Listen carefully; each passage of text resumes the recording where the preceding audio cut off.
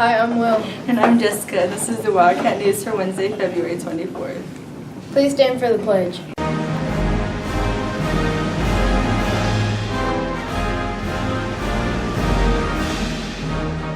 I pledge allegiance to the flag of the United States of America and to the republic for which it stands, one nation, under God, indivisible, with liberty and justice for all.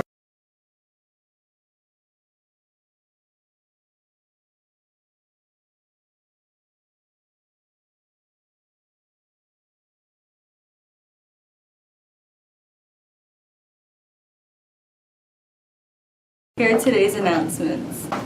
8th graders, remember to bring your field day money. All Beta Club and other service club members need to see Mrs. Adams. Reading Club meets tomorrow at 8 a.m. Today is the last day to buy yearbooks. It's time for our moment of Black History. We shall overcome someday.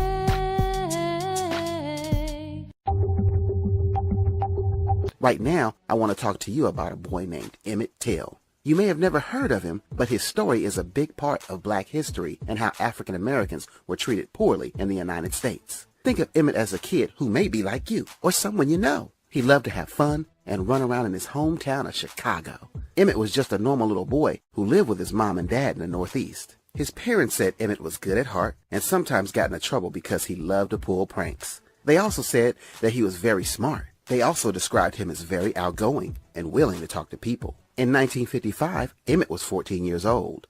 That summer, Emmett got a chance to go down and visit with his family in Money, Mississippi. Now, in 1955, things were completely different in Mississippi. Back then, black people were not treated well at all. They were not allowed to be in the same places as white people or even talk to them. This really worried Emmett's mom because she knew her son would be off to visit her family soon. So before Emmett's mother let him go away to Mississippi, she told him that he had to behave different on vacation. She told him he could not talk to white people and never to look a white person in the eye. This was because if he did that, many black people in Mississippi were killed because of people who hated them just because of the color of their skin. After giving him instructions, his mom wished him well and let him go off for summer to his relatives. One summer day, Emmett was out hanging with a few local boys and his cousins. While they were hanging out, Emmett showed the boys a picture of his girlfriend back in Chicago who happened to be white.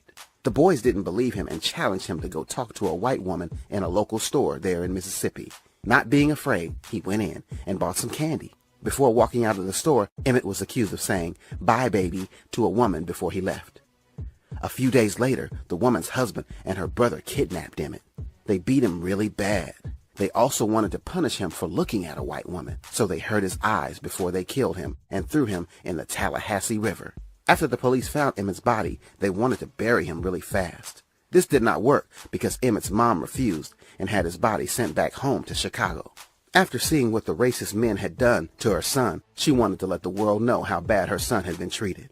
So at his funeral, they left his casket open for the world to see.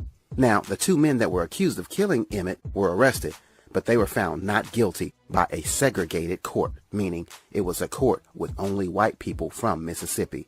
This made a lot of people mad and was a part of why people spoke up during the civil rights movement to treat all men as equals. Now, this part of black history is very sad because a young boy who was just out messing around was killed because two men hated the color of his skin. And today, I want you to remember, just because someone may look different or act different gives you no right to hate them.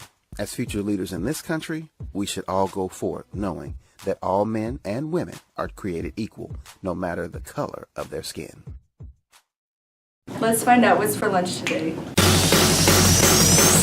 Make the ground shake.